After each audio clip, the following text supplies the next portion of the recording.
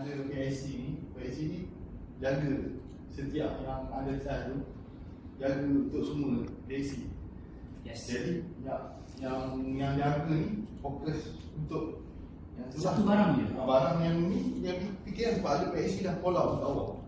Macam Sufi jaga call out kan. Yang ni dia akan monitoring awak lah.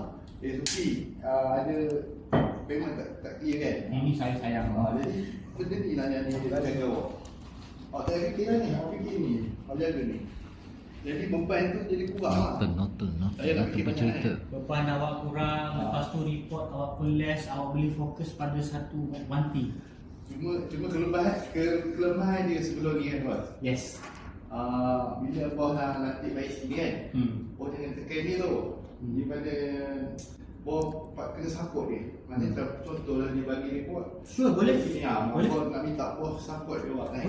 Boleh. Saya sentiasa support, cuma harap report tu update lah. Dia bagi, lepas tu ni bos jalan lancar.